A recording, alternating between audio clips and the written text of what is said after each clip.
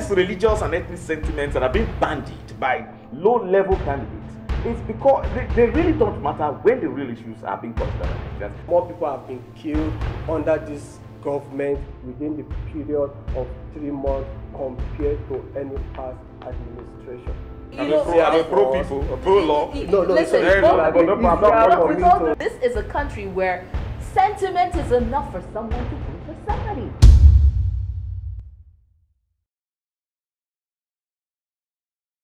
As the 2019 general election approaches, the question on the minds of many Nigerians is, who deserves my vote? Who would make my life better? Who would fulfill the promises that they make? And of course, while a lot of people probably know who they're going to vote for based on personal affiliations or party affiliations, a significant number of Nigerians still have no idea who they're going to vote for. And that is what we are here to do, to help you decide the persons to vote for by talking about or bringing to you all the issues that surround the 2019 elections at all levels, from the presidential to the gubernatorial elections to the senatorial elections, House of Reps, different kinds of elections that are going to be going on during 2019. Here we are about to show you or help you make that decision.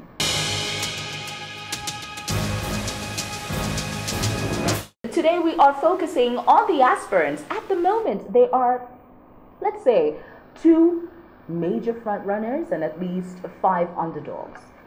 Underdogs, yes, because a lot of people aren't looking at them that seriously, but we already know from the presidential elections in the United States, anything is possible. The underdog could just wake up and become the president of Nigeria. Okay, so before we even go on, we would like to show you the contenders. These 7 major, contenders for the most exalted seat in Nigeria.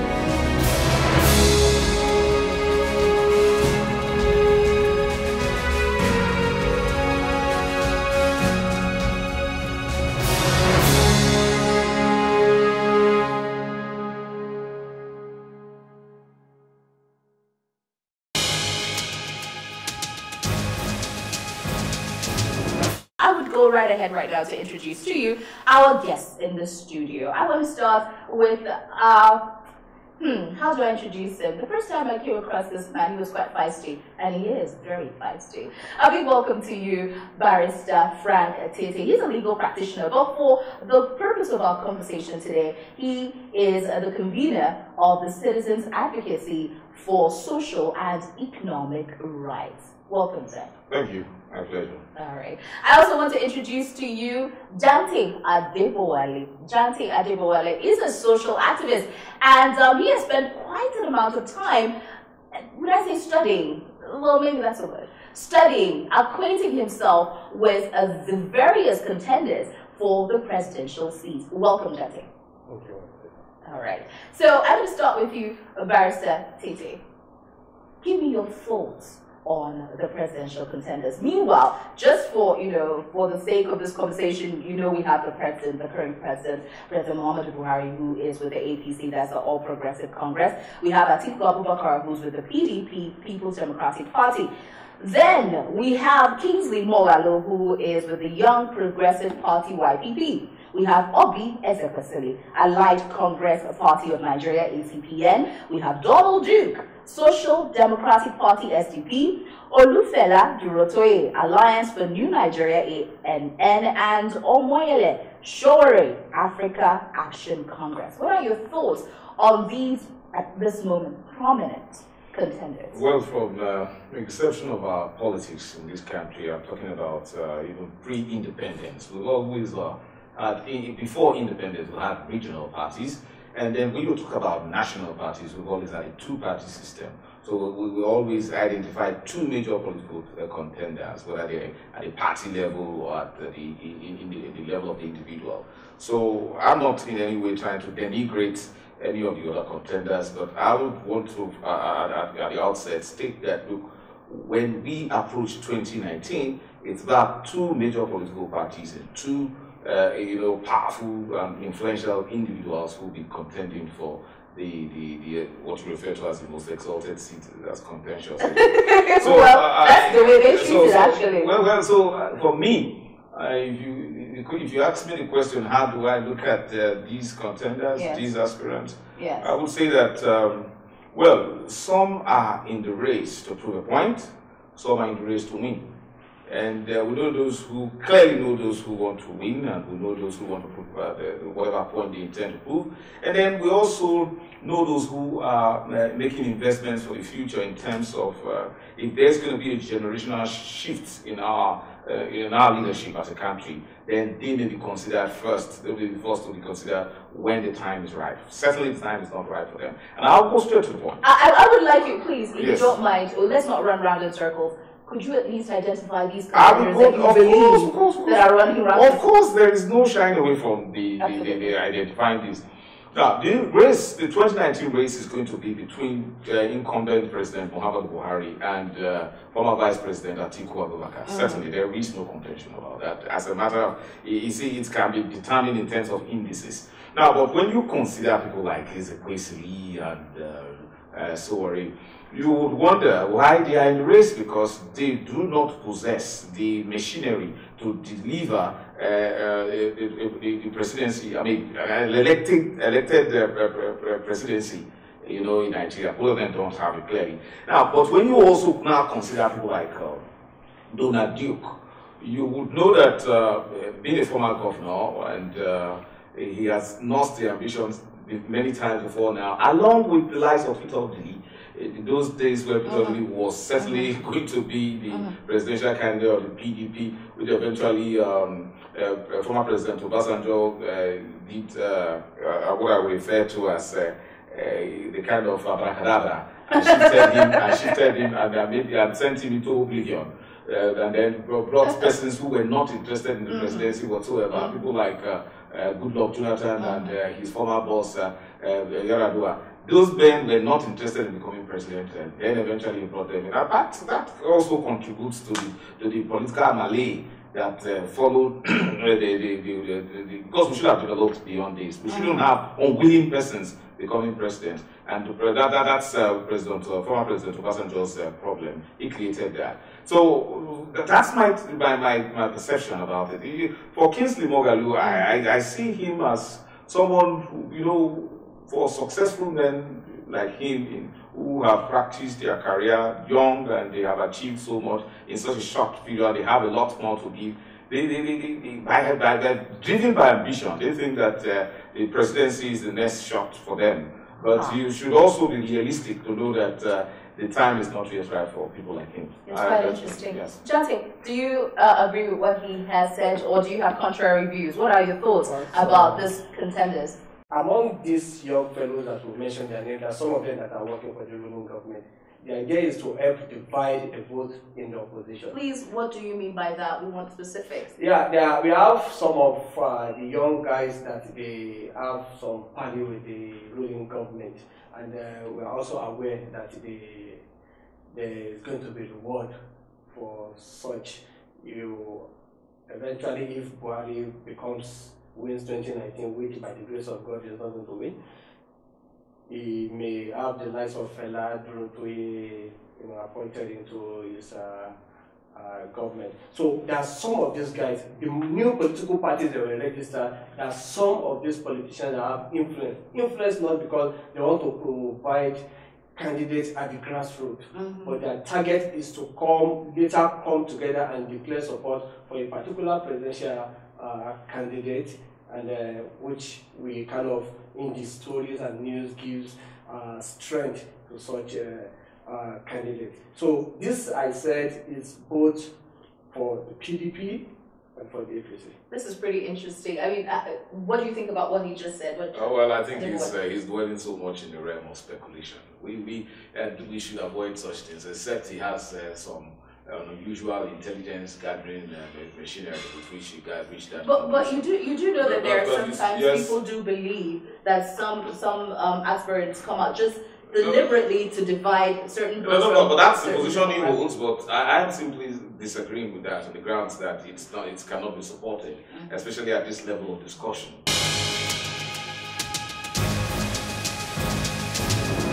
And you're still watching a Game of Thrones, the 2019 general elections. I told you it was going to be very feisty. We are talking about all the issues that surround the 2019 elections. What are the things you should be thinking about as you hold on to that your PVC, and come 2019, you go out to vote your choice for whether it's a president, whether it's a governor, whether it's, you know, a House of Rep member, whoever it is you want to put in office of service. What are the issues that we should be talking about? And that is what we really want to get into. I'll take it back to you. What are the things that Nigerians should be focusing on as we move to 2019 elections? Now, in terms of employment, Nigeria is rated as one of the most unemployed countries in the world today, courtesy of this government. Why? Because this government lacks economic imagination. They don't understand what economics means. They don't understand what job creation means. It took them 3.5 years to blame past administration. Wow, why will you blame past administration? You said you want a change. The meaning of change is that things should not continue the way they are. And the change accepted is inevitable. So if you are coming in, you should know what you are coming in to face. You told us that you are going to provide security. There is no security. More people have been killed under this government within the period of 3 months compared to any past administration. Today, government, it is a known fact today that government is a distraction in Nigeria. They cannot provide water, they cannot provide electricity, they cannot provide safety. You build your house, you have burglary. You build your house, you have borehole. You build your house, you have generator. Ordinary paracetamol and vitamin C, government cannot provide. And then the government that cannot defend the citizen at home, that cannot protect the citizen at home, cannot defend them abroad. This present administration has shown that Nigerians need to actually consider a lot of factors before they express their feelings and take decisions with their PVC. What matters most to us at this time is how we can stay united, and whether we can avoid unnecessary conflicts. You see, the pockets of conflicts we get in north-central Nigeria and then the northeastern Nigeria, they've been so troubling. They sent shock waves to across the south.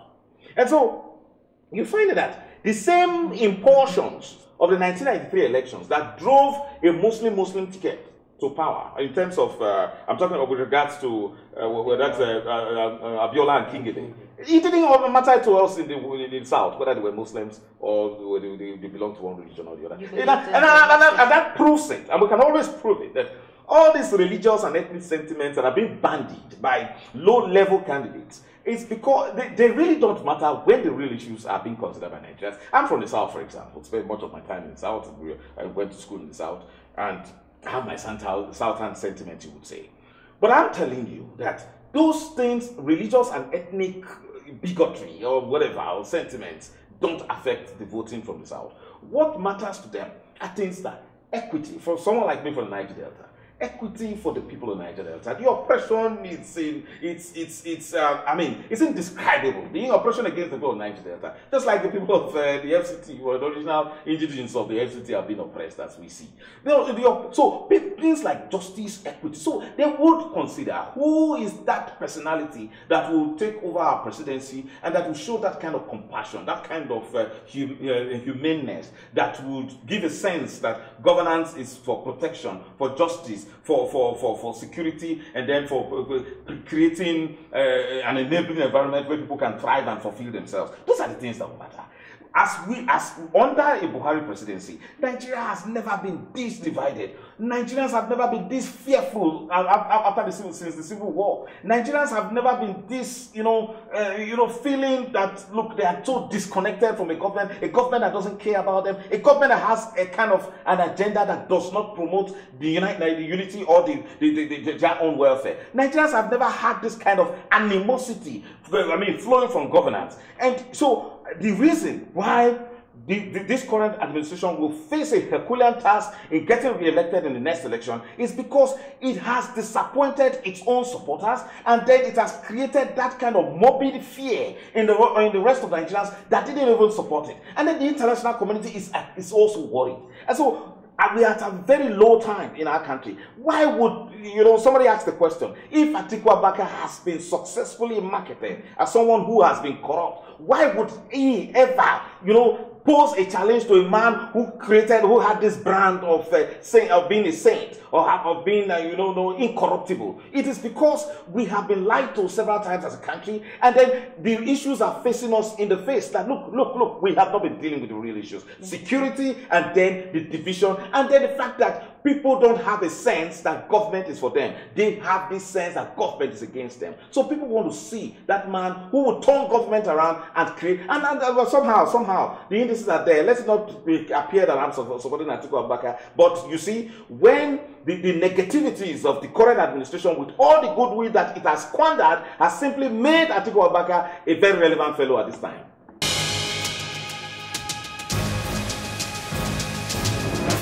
Interesting. Anyways, this is a Game of Thrones, the 2019 elections. I told you that this is going to be a feisty, very feisty conversation.